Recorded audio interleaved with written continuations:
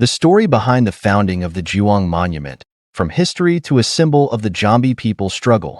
The Juang Monument was inaugurated by the governor of Jambi at that time, Mashkun Safwan, on January 5, 1984. The inauguration of the Juang Monument was to commemorate the hard struggle of the Jambi people at that time.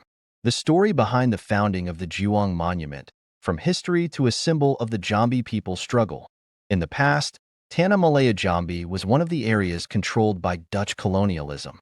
Many heroes died to defend the land of Jambi from colonialism. The Jambi Fighting Monument is a symbol of the Jambi heroes' struggle to achieve independence and expel the invaders in Jambi. This monument was built to commemorate Jambi fighters who fought to defend independence. The Juang Monument was built to commemorate the second military aggression. At that time, Indonesia was independent, but there was still turmoil in various regions, including in Jambi. Based on various sources, the second military aggression in Jambi occurred on December 29, 1949.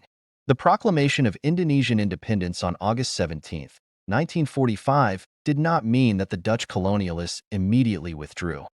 Even though Indonesia is de facto and de jure independent, there are still many challenges that Indonesian people, including in Jambi, have to face.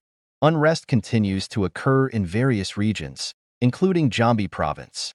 These occurred in Kuala Tunggal, Batanghari, Muara Bungo, and several other areas. Many battles occurred in various regions when the Dutch came back to Indonesia.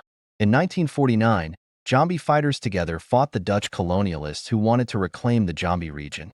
The people of Jambi are desperately defending this magical land. They didn't want Jambi to fall again into the hands of the Dutch who came back to colonize. One of the things visible at Tugu Juang are reliefs that tell the story of the struggles of the Jambi people decades ago. Relief is three-dimensional sculpture and carving which is usually made on stone. This form of carving is usually found on temples, shrines, monuments, and ancient historical places. According to KBBI, relief is a sculpture that displays different shapes and images from the surrounding flat surface. Every relief always depicts something, including a story. Likewise, the reliefs at Tugu Juang.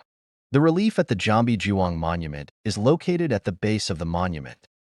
The relief circles around the monument, which is identical to the statue of a man holding a sharp bamboo. The Juang Monument is one of the icons located in Jambi City. It defends its land so that it does not fall into Dutch hands again. This relief tells the story of events after the proclamation of independence, August 17, 1945. According to the source tribuinjambi.com, a number of images on this relief tell about the Second Military Aggression War.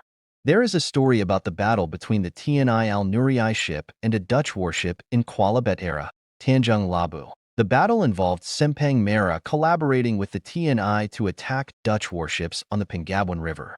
Furthermore, popular resistance also occurred in Batanghari, Saralangan, Bangko, Bungo, Tibo, and Kerinci. On the other hand, there are reliefs of flag raising after independence throughout the Jambi region, local point committee talks in Jambi, and the United Nations Commission for Indonesia, UNCI, session in Muara Tembesi. UNCI is a peace agency which was formed on January 28, 1949 to replace the Three Countries Commission, which was deemed to have failed to reconcile Indonesia because the Dutch again carried out military aggression after the proclamation of the independence of the Republic of Indonesia, RI. The Tugu Juang Jambi statue is the most striking icon. From a distance, the statue was visible. A man was seen holding a dark, sharp bamboo stick. The design of the statue was made by Sumardi, an artist in Jambi. He said that initially the statue was colored like bronze. However, due to being exposed to the weather for dozens of years, the statue slowly changed color to dark. The statue faces west with a blackish color. According to the artist, the statue began to be made in 1991. At that time, almost all parts of the Tugu Juang Monument had been built, starting from the architecture to the statue's pedestal.